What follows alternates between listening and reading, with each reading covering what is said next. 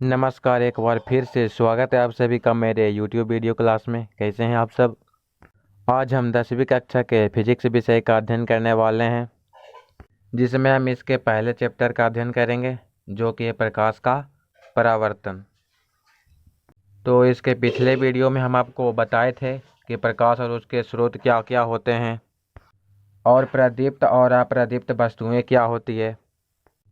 प्रकीर्णन के बारे में हम आपको बताए थे, और बताए थे कि प्रकाश की किरणें क्या होती है, और साथ में किरण पुंज के बारे में भी हम पिछली वीडियो में जाने थे। किरण पुंज मुख्यतः 3 प्रकार के होते हैं। पहला अपसारी किरण पुंज, दूसरा समांतर किरण पुंज, और तीसरा अभिसारी किरण पुंज। तो यहाँ तक हम पढ़ चुके थे पिछली वीडियो में, इन तीनों का परिभाषा भी जान चुके थे। तो चलिए आज की वीडियो को हम शुरू करते हैं। तो आज हम जानेंगे कि पारदर्शी, पारभासी और अपारदर्शी पदार्थ क्या होता है। वे पदार्थ जिनसे होकर प्रकाश आसानी से पार कर जाता है पारदर्शी पदार्थ कहलाते हैं, जैसे कांच, पानी, हवा आदि पदार्थ। यह जो है वह पारदर्शी पदार्थ है। और वे पदार्थ जो उन पर पड़ने वाले प्रकाश के एक छोटे से भाग को ही अपने से होकर जाने देते हैं, उसे पारभासी पदार्थ कहते हैं, जैसे घिसा हुआ कांच, तेल लगा हुआ कागज, बैलून का रबर, आँखों की पलक इत्यादि। ये सब क्या हैं? ये सब पारभासी पदार्थ हैं। तो चलिए हम तीनों पदार्थों को एकदम अच्छे से पढ़ते हैं कि पारदर्शी, पारभासी और अपारदर्शी पदार्थ क्या होते हैं। तो देखिए, अब हम जानते हैं कि प्रकाश के गमन के आधार पर पदार्थ कितने प्रकार के होते हैं।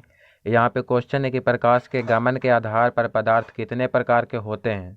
तो उत्तर में हम लिखेंगे कि प्रकाश के गमन के आधार पर पदार्थ 3 प्रकार के होते हैं। पहला पारदर्शी पदार्थ, दूसरा अपारदर्शी पदार्थ, और तीसरा पारभासी पदार्थ। तो चलिए हम एक एक करके तीनों को जानते हैं। इसमें पहला जो है वह है पारदर्शी पदार्थ। तो हम पहले इसे जानते हैं। वो वैसा पदार्थ जिनसे प्रकाश की किरणें आसानी से पूर्णतः पार कर जाता है पारदर्शी पदार्थ कहलाते हैं, जैसे कांच, पानी, हवा आदि। अब इसको समझिए, वो वैसा पदार्थ जिनसे होकर प्रकाश की किरणें आसानी से पूर्णतः यानी पूरा पूरा आसानी से पूरा पार कर जाता है, यानी आर पार हो जाता है, तो उसे ही कहते हैं पारदर्शी पदार्थ। जैसे में कांच, कांच से यदि हम प्रकाश को गुजारेंगे तो प्रकाश क्या होगा? पूरा पूरा पार हो जाएगा। पानी, पानी से भी, हवा से। तो इसे अब आप समझ गए कि पारदर्शी पदार्थ क्या होता है। अब हम अपारदर्शी पदार्थ को समझते हैं। यहाँ पे दूसरा है अपारदर्शी पदार्थ।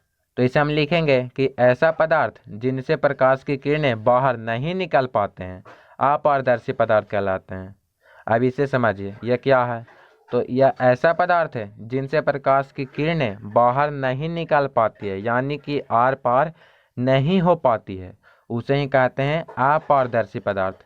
जैसे ईंट, पत्थर, दीवार, ये सब क्या हैं? अपारदर्शी पदार्थ हैं। यदि इनसे हम प्रकाश की किरण को गमन करेंगे तो यह क्या होगा? पार नहीं हो पाएगा, यह रोक लेगा, तो इसे कहते हैं अपारदर्शी पदार्थ। तो अब चलिए हम समझते हैं कि तीसरा यानी पारभासी पदार्थ क्या होता है। तो इसमें लिखेंगे कि वो वैसा पदार्थ जिनसे प्रकाश की किरणें अंशतः बाहर निकल पाते हैं पारभासी पदार्थ कहलाते हैं, जैसे तेल लगा हुआ कागज, घिसा हुआ कांच और घना धुआं। यह क्या है? पारभासी पदार्थ। तो वैसा पदार्थ है जिनसे प्रकाश की किरणें अंशतः मतलब कुछ कुछ बाहर निकल पाते हैं, यानी थोड़ा थोड़ा, तो उसे ही कहते हैं पारभासी पदार्थ। जैसे तेल लगा हुआ कागज, यदि आप तेल लगा हुआ कागज से प्रकाश की किरण को पार करेंगे तो वह पूरा पूरा पार नहीं होगा, लेकिन कुछ कुछ होगा, तो उसे कहेंगे पारभासी पदार्थ। घिसा हुआ कांच, यदि आप घिसा हुआ कांच से प्रकाश की किरण को पार करेंगे तो वह थोड़ा थोड़ा प्रकाश की किरण उसमें से पार होगा। जैसे घना धुआं, आप लोग देखे होंगे, घना धुआं में प्रकाश की किरणें क्या होता है? थोड़ा थोड़ा पार कर पाता है, तो वह क्या है? पारभासी पदार्थ है। अब चलिए समझते हैं कि प्रकाशीय माध्यम क्या होता है। तो यह क्वेश्चन है कि प्रकाशीय माध्यम किसे कहते हैं। उत्तर में हम लिखेंगे कि यह एक ऐसा क्षेत्र होता है जहां से प्रकाश की किरणें निकलकर हमारी आंखों तक पहुंचती है, प्रकाशीय माध्यम कहलाते हैं, जैसे हवा, पानी, कांच, अल्कोहल, हीरा आदि। अब इसे समझिए कि प्रकाशीय माध्यम, तो यह एक ऐसा क्षेत्र होता है जहाँ से प्रकाश की किरणें निकलती है, यानी प्रकाश स्रोत से प्रकाश की किरणें निकलकर हमारी आँखों तक पहुँचती है। तो जिस माध्यम से प्रकाश की किरणें निकलकर हमारी आँखों तक पहुँचती है उसे ही प्रकाशीय माध्यम कहते हैं। जैसे में हवा, पानी, हमारी आँखों तक जो प्रकाश होती है वह कहाँ से आती है, मतलब हवा के द्वारा ही आती है। तो वह क्या हो गया, प्रकाशीय माध्यम हो गया। तो इसे आप समझ गए। तो चलते हैं। अब देखिए, प्रकाशीय माध्यम के दो प्रकार होते हैं, यानी प्रकाशीय माध्यम भी दो प्रकार के होते हैं। पहला जो होता है वह समांगी माध्यम होता है और दूसरा जो होता है वह क्या होता है, वह विसमांगी माध्यम होता है। अब समांगी माध्यम क्या होता है और विसमांगी माध्यम क्या होता है, इसको समझते हैं। तो पहला है वह क्या है, समांगी माध्यम, यानी कि यह एक ऐसा माध्यम है जिसके प्रत्येक भाग का गुण और बनावट एक समान होता है, यानी बराबर होता है। तो उसे ही कहते हैं समांगी माध्यम। जैसे जल, कांच, ये दोनों का प्रत्येक भाग का क्या है, गुण और बनावट एक समान ही है। तो यह क्या हो गया, यह समांगी माध्यम हो गया। तो इसे आप समझ गए। चलिए अब हम समझते हैं दूसरा, यानी विसमांगी माध्यम को। देखिए, दूसरा है विसमांगी माध्यम। यह एक ऐसा माध्यम है जिसके प्रत्येक भाग का गुण और बनावट क्या होता है, एक समान नहीं होता है। तो उसे कहेंगे क्या, विसमांगी माध्यम। जैसे विभिन्न प्रकार की, जैसे गर्मी और ठंडी, दोनों क्या एक समान है, नहीं है। हवा का मिश्रण, क्या सभी जगह हवा का मिश्रण एक समान है, तो नहीं है। तो यह क्या हो गया, यह विसमांगी माध्यम हो गया। तो आशा करता हूँ कि आपको समझ में आ गया होगा कि समांगी माध्यम क्या होता है और विसमांगी माध्यम क्या होता है। तो चलिए अब हम आगे पढ़ना शुरू करते हैं। तो देखिए, यहाँ पे कुछ महत्वपूर्ण ऑब्जेक्टिव क्वेश्चन है, तो इसको हम समझते हैं। पहला क्वेश्चन है कि निम्नलिखित में कौन सा पदार्थ अपारदर्शी है। यहाँ पे क्वेश्चन है कि निम्नलिखित में से कौन सा पदार्थ है वह क्या है, अपारदर्शी है। तो ऑप्शन है कि पहला तेल लगा हुआ कागज, बी में ईंट, सी में शीशा, या डी इनमें से कोई नहीं।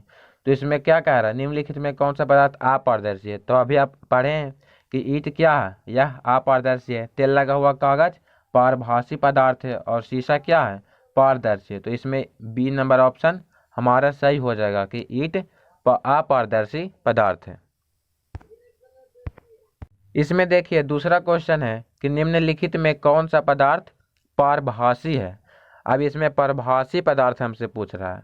पहला है हवा, दूसरा पानी, तीसरा घिसा हुआ कांच, या फिर डी इनमें से कोई नहीं। तो हमारा ऑप्शन सही हो जाएगा क्या, सी, घिसा हुआ कांच जो है वह क्या है, पारभासी पदार्थ है। तीसरा क्वेश्चन को अब चलते हैं, देखते हैं। तीसरा क्वेश्चन है कि वह क्षेत्र जिससे होकर प्रकाश आंखों तक पहुंचता है क्या कहलाता है। तो अभी आप पढ़ें कि वह क्षेत्र जिससे होकर प्रकाश हमारी आंखों तक पहुंचता है क्या कहलाता है, वह प्रकाशीय माध्यम कहलाता है।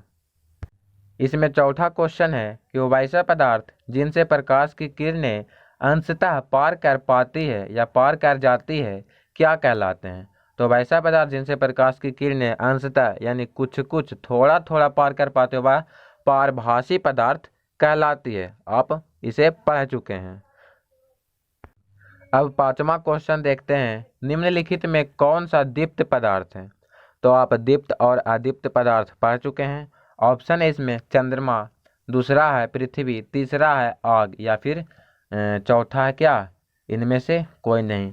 तो दीप्त पदार्थ वह होता है जिनसे प्रकाश की किरणें उत्सर्जित होती है, यानी जिनसे प्रकाश निकलती है। तो किससे प्रकाश निकलती है, आग से। आग क्या है, आग दीप्त पदार्थ हो जाएगा। फिर इसमें छठा नंबर क्वेश्चन है कि निम्नलिखित में कौन सा पदार्थ है वह क्या है, समांगी माध्यम का उदाहरण नहीं है। तो हवा क्या, हवा समांगी माध्यम है, पानी भी समांगी माध्यम है, कांच भी क्या है, समांगी माध्यम है। तो यह कैल्साइट क्या है, कैल्साइट समांगी माध्यम नहीं है, यानी यह विसमांगी माध्यम है। तो इसमें हमारा क्वेश्चन कह रहा है कि कौन सा पदार्थ क्या है, समांगी माध्यम का उदाहरण नहीं है। तो यह तीनों तो समांगी माध्यम है, या ऑप्शन नंबर डी जो है क्या है, कैल्साइट या विसमांगी। तो यानी कि हमारा ऑप्शन नंबर डी क्या हो जाएगा, सही हो जाएगा। अब चलिए हम समझते हैं कि छाया किसे कहते हैं, छाया क्या होता है। तो क्वेश्चन है कि छाया किसे कहते हैं। तो उत्तर में हम लिखेंगे कि जब प्रकाश के गमन पथ पर किसी अपारदर्शी वस्तु को रख दिया जाता है तो प्रकाश की किरणें उन्हें पार नहीं कर पाती, जिसके कारण उस वस्तु के पीछे एक अंधेरा क्षेत्र बनता है, जिसे ही हम क्या कहते हैं, छाया कहते हैं। तो अब इसको समझिए कि जब प्रकाश के गमन पथ पर यानी जिस पथ पर प्रकाश गमन कर रही है तो उस पथ पर किसी अपारदर्शी वस्तु, अभी आप पढ़ चुके हैं कि अपारदर्शी वस्तु क्या होता है, जिनसे प्रकाश की किरणें पार नहीं कर पाती है। यानी प्रकाश के गमन पथ पर किसी अपारदर्शी वस्तु को रख दिया जाता है तो प्रकाश की किरणें उन्हें पार नहीं कर पाती है, तो उसके पीछे क्या बनता है, उसके पीछे काला अंधेरा क्षेत्र बनता है, जिसे हम क्या कहते हैं, छाया या परछाई कहते हैं। तो आप समझ गए कि छाया किसे कहते हैं। अब चलिए हम समझते हैं कि प्रकाश का परावर्तन किसे कहते हैं। यही हमारा मेन टॉपिक है जो हमें पढ़ना है कि प्रकाश का परावर्तन। तो ये हम जानते हैं कि प्रकाश का परावर्तन क्या होता है। उत्तर में हम लिखेंगे कि जब प्रकाश की किरणें किसी सतह से टकराकर अपने ही माध्यम में लौट जाते हैं तो लौटने के इस घटना को ही प्रकाश का परावर्तन कहते हैं। जब प्रकाश की किरणें किसी सतह से टकराकर, मान लिया जाए कोई सतह, उससे प्रकाश की किरणें आई और उससे टकराकर अपने ही माध्यम में लौट जाती है तो यह जो लौटी, इस लौटने के घटना को ही क्या कहते हैं, प्रकाश का परावर्तन कहते हैं। तो आप समझ गए कि प्रकाश का परावर्तन क्या होता है। तो हम आगे बढ़ते हैं। इसमें अगला है कि प्रकृति के आधार पर परावर्तक सतह कितने प्रकार के होते हैं, व्याख्या करें। यानी हमें परावर्तक सतह के बारे में पढ़ना है इसमें। तो उत्तर में हम लिखेंगे कि प्रकृति के आधार पर परावर्तक सतह दो प्रकार के होते हैं। पहला जो होता है वह नियमित परावर्तन होता है और दूसरा जो होता है वह क्या होता है, अनियमित परावर्तन होता है। तो यह नियमित परावर्तन और अनियमित परावर्तन क्या है, इसको समझते हैं। तो देखिए यहाँ पे हम सबसे पहले समझते हैं कि नियमित परावर्तन क्या होता है। तो इसे हम लिखेंगे कि वैसा परावर्तन जो चिकनी और चमकीली सतह से नियमित रूप से होता है, नियमित परावर्तन कहलाता है। यानी वैसा परावर्तन जो चिकनी और चमकीली सतह, जो चिकनी और चमकीली सतह से नियमित रूप से, यानी इधर से प्रकाश आया फिर वहीं अपने दिशा में लौट गया, फिर आया लौट गया, यानी नियमित रूप से, उसे कहेंगे क्या, उसे कहेंगे नियमित परावर्तन। इसमें दूसरा है अनियमित परावर्तन। तो इसे हम समझते हैं कि अनियमित परावर्तन क्या होता है। इसमें लिखेंगे कि वैसा परावर्तन जो रुखड़ी और चमकीली सतह से नियमित रूप से होता है, अनियमित परावर्तन कहलाता है। यह क्या, यह रुखड़ी सतह है लेकिन है क्या, चमकीली। यदि चमकीली सतह नहीं होगा तो परावर्तन नहीं होगा, इसलिए यहाँ पे भी चमकीली है और यहाँ पे भी चमकीली है।